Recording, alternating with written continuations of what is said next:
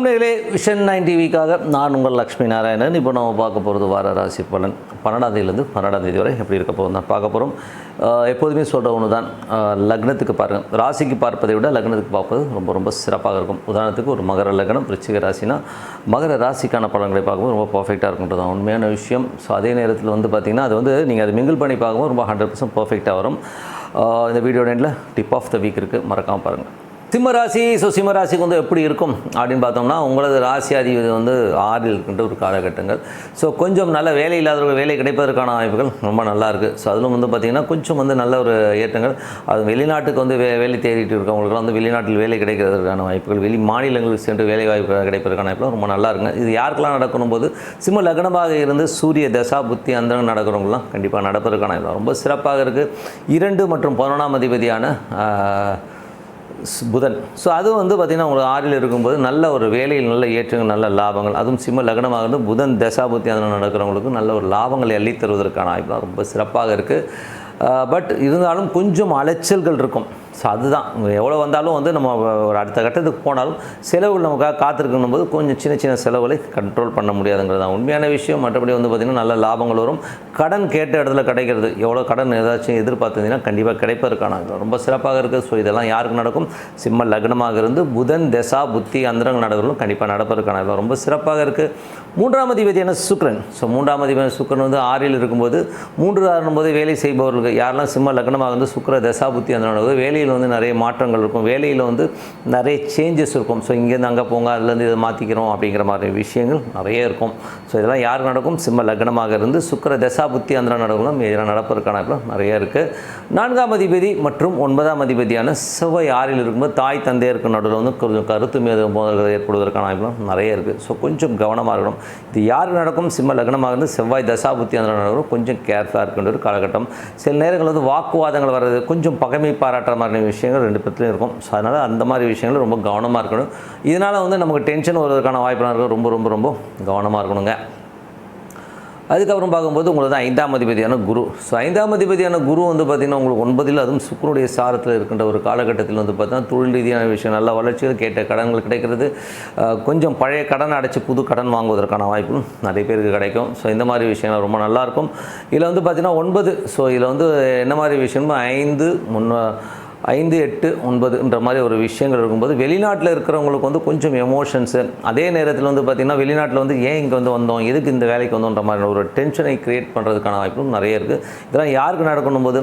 சிம்ம லக்னமாக இருந்து குரு தசாபுத்தி அந்த நடக்கும், கண்டிப்பாக நடப்பதற்கான வாய்ப்பு இருக்குது. மற்றபடி ஒன்றும் பெரிய விஷயம் இல்லைங்க. அதுக்கப்புறம் பார்க்கும்போது உங்களது 6ஆம் அதிபதி 7 இருக்குது.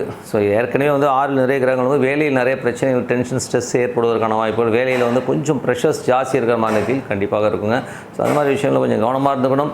மற்றபடி 7ஆம் அதிபதி. ஸோ 7ஆம் அதிபதி சனி, அது 6ஆம் அதிபதி 7 இருக்கும்போது கணவன் மனைவிக்குள்ள சின்ன சின்ன கருத்து பேதங்கள், சின்ன சின்ன சந்தேகங்கள் வருவதற்கான வாய்ப்புகளும் கொஞ்சம் கவனமாக இருக்கணும். கொஞ்சம் அலைச்சல்கள் இருந்தாலும் கண்டிப்பாக வேலை விஷயங்கள் நல்ல ஏற்றங்கள் தருவதற்கான வாய்ப்புலாம் ரொம்ப சிறப்பாக இருக்கும். வேலையில் அடுத்த கட்டத்திற்கு போகிறதுக்கான வாய்ப்பும் ரொம்ப நல்லா இருக்குது. தொழிலாளருக்கு நல்ல வளர்ச்சி கிடைப்பதற்கான வாய்ப்பும் நல்லா இருக்குங்க. இதெல்லாம் யாருக்கு நடக்கணும் போது? சிம்ம லக்னமாக இருந்து சனி தசா புத்தி அந்தரங்கள் நடக்கணும், ரொம்ப சிறப்பாக இருக்கும். அதே நேரத்தில் சனி தசாபுத்தி அந்த 8 உள்ள ராகு சில நேரங்கள் அதீதமான எமோஷன்ஸை கடத்தும். ஸோ அதனால் கொஞ்சம் கவனமாக இருங்க. பேசும்போது கொஞ்சம் கவனமாக பேசணும், அவ்வளோதான், வேறு ஒன்றும் கிடையாது. ஸோ எதிராளிகளிடம் பேசும்போதும் கஸ்டமர்ட்டியோ வெளியில் பேசும்போது கொஞ்சம் கவனமாக பேசணும். இதெல்லாம் யாரும் சிம்ம லக்னமாக இருந்து சனி தசாபுத்தி அந்த கொஞ்சம் கேர்ஃபுல்லாக இருக்கணுங்க.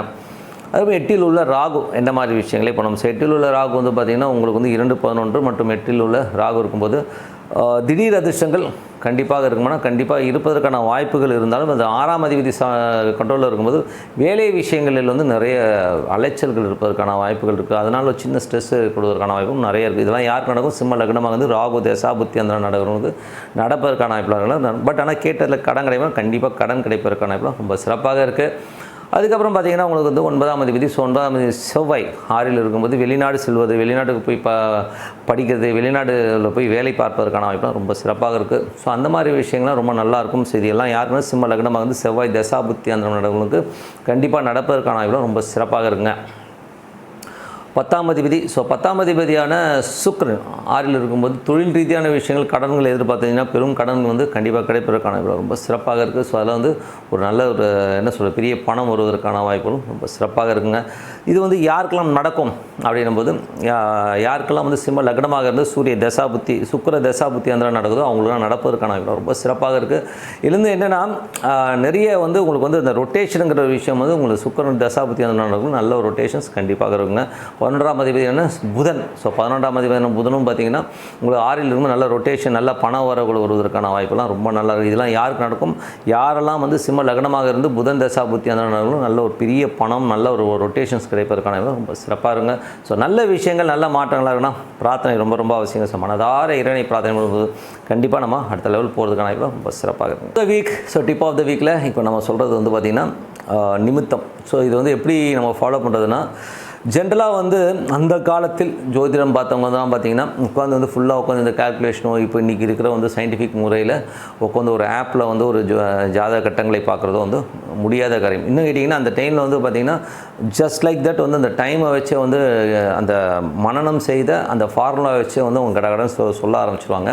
அது எப்படி அப்படிங்கிறத லைட்டாக சொல்லிவிட்டு அப்புறம் நிமித்தங்கிறது எப்படி ஒர்க் ஆகுதுன்னு சொல்கிறேன். ஸோ அந்த காலத்தில் என் நண்பர் ஒருத்தர் வந்து பிரயாணப்பட்டு இருக்கும்போது சொன்னார், அந்த காலத்தில் எப்படிங்க பார்த்துருப்பாங்க, இப்போலாம் மொபைல் இருக்குது, ஆப் இருக்குது, சிஸ்டம் இருக்குது, தசாபுத்திலாம் டக்குன்னு பார்க்குறோம், அன்றைக்கெலாம் உட்காந்து கணக்கு போட முடியுமாங்கன்னு போது அப்போ நான் சொன்னேன், எல்லாத்துக்கும் கணக்கு போட்டுட்டு இருந்தால் முடியாது. ஸோ அதுக்கு அவங்க வந்து எந்த மாதிரி முறையை பார்த்தாங்கன்னா, ஒரு கிளைண்ட் வராருன்னு வைங்களேன், வரும்போது என்ன ஓரா இருக்குன்னு பார்ப்பாங்க. அந்த ஓராநாதனும் லக்னத்தையும் சந்திரனையும் வச்சு அழகாக வந்து ஒரு பலனை சொல்லிடுவாங்க. இப்போ உதாரணம் சொல்ல போனால் அவர் கேட்கும்போது நாங்கள் ஒரு ஆன்மீக பிரயாணமாக போயிட்டு இருந்தோம், அப்போது ஒரு ஊருக்கு போயிட்டுருக்கோம். ஸோ அது பஸ்ஸில் ட்ராவல் ஆகும்போது சொன்னால் சரி நமக்காக பாருங்களேன் அப்படின்னாரு. ஸோ அப்போ நான் பார்க்கும்போது கரெக்டாக வந்து பார்த்திங்கன்னா மீன லக்னமாக இருந்து சந்திரன் 3ல் போயிட்டு இருந்தது. 5ஆம் பாவாதிபதியாக வரும்போது 3, 5 வேலை செய்துங்க. ஆன்மீக பிரயாணமாக நான் வெளியூர் போயிட்டுருக்கோங்கிறது வந்து இந்த சந்திரன் சொல்லுது அப்படிங்கிற ஒரு விஷயத்தை நான் வந்து சொல்லும்போது அவர் பிரமிச்சுக்கிட்டார். ஏன்னா அந்த ஹோரா, அந்த சந்திரன் ஹோரா வந்தது. சந்திரன் ஹோரா ஆகும்போது சந்திரன் எங்கே இருக்கணும், லக்னத்துக்கு 3ல் இருக்குது, 5ஆம் அதிபதி ஆன்மீக பிரயாணம்ங்கிறத வந்து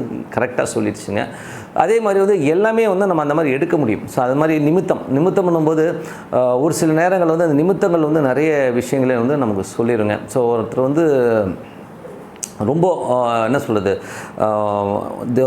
ஒரு லேடி வந்து என்னை கேட்குறாங்க, நான் என்ன பண்ணுறதுன்னு தெரியலைங்க, என் கணவனோட வாழ்கிறதா வேண்டாமா அப்படிங்கிற ஒரு விஷயத்தை கேட்டிருக்காங்க. அந்த ஆள் வந்து எப்போ பார்த்தாலும் வந்து விட்டு போயிடுறாரு, ஒரு அண்டர்ஸ்டாண்டிங் இல்லை அப்படிங்கும்போது நான் வந்து யோசிக்கிறேன் என்ன பண்ணலான்னும் போது டக்குன்னு இந்த ஹோரா தான் எடுப்போம். ஸோ ஹோரா எடுத்து நான் அந்த ஏன்னா ஜோதிடத்துக்கு மேலே வந்து ஹோராவும் நிமித்தமும் வேலை செய்யணும் போது அந்த ஹோரா எடுத்து பார்க்குற அந்த காலகட்டத்தில் வந்து பார்த்திங்கன்னா 5 கரெக்டாக வேலை பார்த்துச்சு. நான் சொன்னேன் உங்களுக்கு வந்து கண்டிப்பாக வந்து சேர்ந்தவொன்னே ஒரு குழந்தை வரும் அப்படின்னு சொல்லலான்னும் போது எங்கள் வீட்டிலேருந்து ஒரு வெளியில் போன ஒரு பூனை ஜன்னலோட அந்த வழியாக அந்த டோரை நிமித்திட்டு உள்ளே வருதுங்க.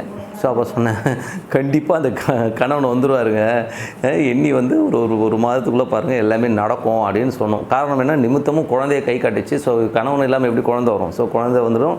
அதே நேரத்தில் கணவனுங்கிறது இந்த பூனை வந்து உள்ளே வந்தது பாருங்கள், நைஸாக வந்து உள்ளே வந்து உட்காந்துச்சு சப்போஸ். ஸோ இது வந்து கண்டிப்பாக வந்து வந்துடுவாருங்க, ஒன்றும் ப்ராப்ளம் இல்லை. ஸோ உங்களுக்கு வந்து குழந்தை குட்டியோட சந்தோஷமாக இருப்பீங்க அப்படிங்கிறது ஒரு சின்ன ஒரு நிமித்தம் வந்து நமக்கு அந்த ஒரு விஷயத்தை சொல்லுதுங்க. ஸோ அந்த காலத்தில் வந்து இந்த மாதிரி நிமித்தங்களையும் ஹோராவை வச்சு ஒரு பெரிய ஒரு லெவலில் வந்து பண்ணிடுவாங்க. அந்த காலத்தில் வந்து ஒரு கோச்சாரத்தை வச்சுக்கிட்டு அந்த ஹோரா வச்சு அவ்வளோ தூரமாக சொல்லியிருக்காங்க, அவ்வளோ பர்ஃபெக்டாகவும் சொல்லுவாங்க. ஸோ அது வந்து நம்மளும் இப்போவும் கொஞ்சம் பண்ணுறோம். ஸோ அந்த டெக்னிக்ஸ் நம்ம ஃபாலோ பண்ணாலும் பட் அந்த காலத்தில் பண்ணுறதுக்கு வந்து எவ்வளோ ஒரு நாலேஜ் இருக்கணும், மனக்கணக்கில் வந்து அவ்வளோ தூரம் பண்ணியிருக்கான்றது பெரிய விஷயம் சொல்லிவிட்டு உங்களிடம் விடைபெறுவது உங்கள் லக்ஷ்மி நாராயணன். நன்றி, வணக்கம்.